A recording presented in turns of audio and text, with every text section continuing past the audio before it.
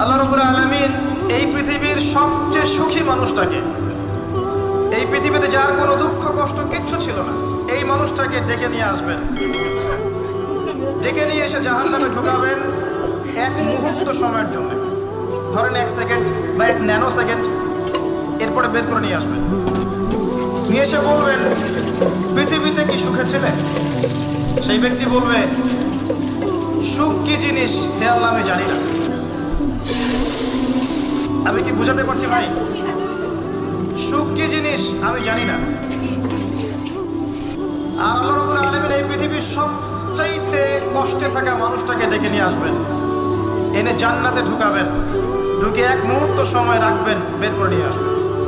বলবেন পৃথিবীতে কষ্টে ছিলে?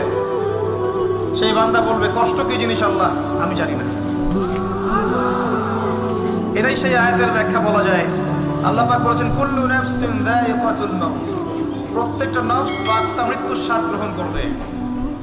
ফাইন্নামা তুওয়াফাউনা উজুরাকুম ইয়াওমাল কিয়ামাহ, কিয়ামতের মাঠে তোমাদের পূর্ণ প্রতিদান দেয়া হবে। ওই দিন ফামান যুহজিহা আনিন নার ওয়া উদখিলাল জান্নাহ ফাকাদ ফাজ, সেদিন যাকে আল্লাহ পাক জাহান্নাম থেকে বাঁচাবেন, জান্নাতে প্রবেশ করাবেন, একমাত্র সে ব্যক্তি সফল আর সফল। এই আয়াতটা হচ্ছে দ্য ডেফিনেশন অফ সাকসেস, যার পিছনে আমরা ছুটছি। আমরা সাফল্যের পিছনে ছুটি না। সফল হতে হবে, নিজের পায়ে দাঁড়াতে হবে, টাকা পয়সা করতে হবে, বাড়ি গাড়ি করতে হবে, ব্যাংক ব্যালেন্স করতে হবে, জমি জমা করতে হবে, একটা সুন্দরী গার্লফ্রেন্ড চাই, একটা স্ত্রী চাই, তাই না? আমরা সাফল্যের পিছনে ছুটতে চাই। আর আমাদেরকে বস্তুবাদী দর্শন শেখায় এগুলোই সাফল্যের মানদণ্ড। তা আল্লাহ পাক এখানে বলছেন যাকে জাহান্নাম থেকে বাঁচানো হবে আর জান্নাতে প্রবেশ করানো হবে, এই ব্যক্তি ছাড়া কেউ সফল না।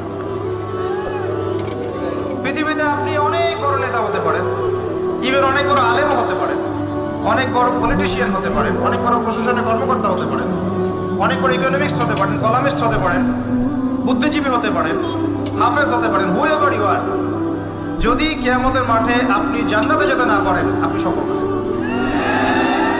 আর পৃথিবীতে যে মানুষ মুদির দোকান করছে, ভ্যান চালাচ্ছে, রিক্সা চালাচ্ছে, বারবার সেলুনে কাজ করে, কৃষক কৃষি কাজ করে, যাদেরকে মানুষ চেনেও না, ঈমান আছে, 5 ওয়াক্ত নামাজ পড়ে, ছেঁড়া কাপড় পরে থাকে, এত মান মর্যাদা নাই, ভাইরাল না, মানুষ চিনে না, গভীর রাতে তাহাজ্জুদ পড়ে, দেখবেন এই ব্যক্তি যদি কিয়ামতের মাঠে জান্নাতে চলে যায়, এই ব্যক্তি আমার চেয়ে সফল, কোনো সন্দেহ নেই।